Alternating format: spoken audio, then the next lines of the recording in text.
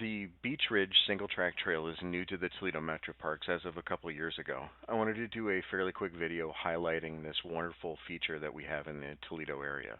My name is Dr. Bryan, and this is your Healthy Hints for Harmony.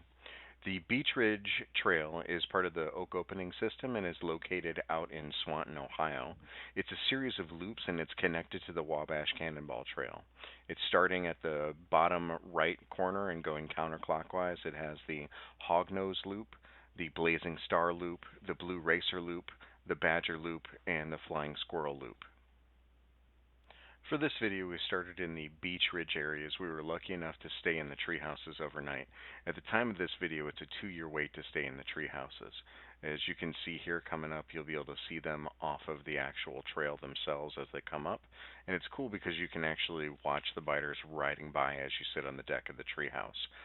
If you go back to the beginning, there's a little green dot that kind of gives you the approximate location of the tree houses and about where we started from.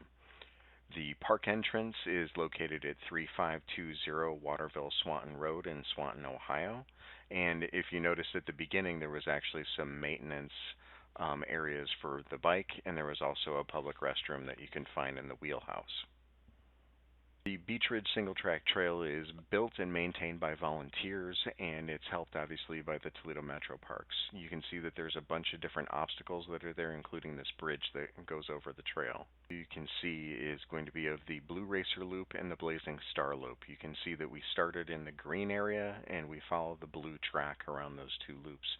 Again, notice I've added a little bit of arrow so you can see the direction that we actually go. Moving pretty fast. It was filmed on a GoPro Hero 8 in a time-lapse mode in order to make the video go a lot faster.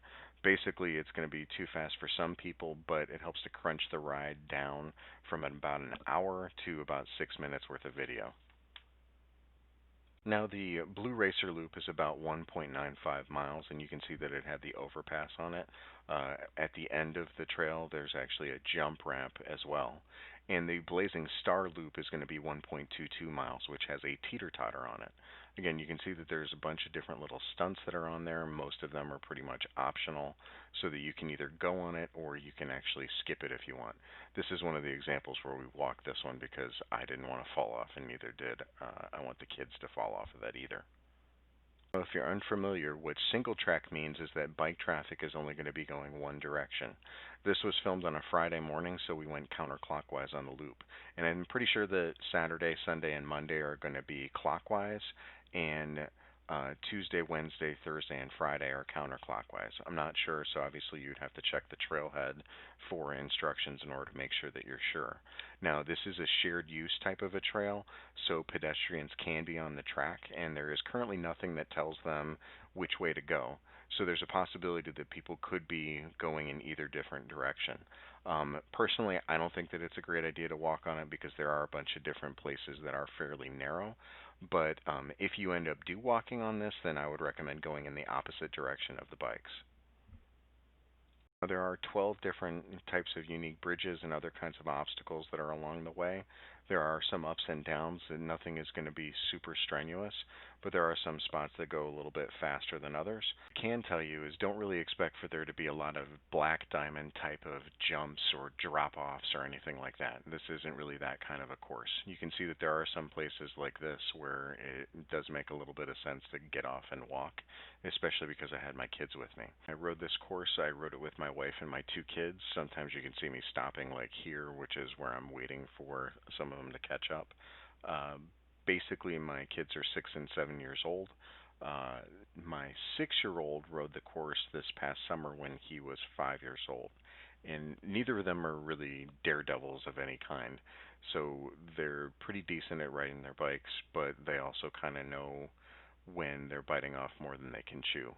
So if they see anything that looks too steep or anything that feels like it's too dangerous for them, they do get off their bikes. There's been a couple of like little falls, no major injuries or anything by that from the kids. That's a little bit different though when it comes to me because as you'll see coming up here, get to that little teeter-totter that's right there. That teeter-totter, the last time that we did this, I actually like tried for it, and completely fell off of the thing. As you can see here, I was super brave and I decided to walk over top of that teeter-totter.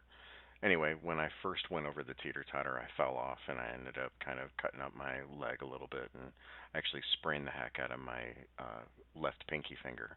But got up, I tried it again, and I got it the second time.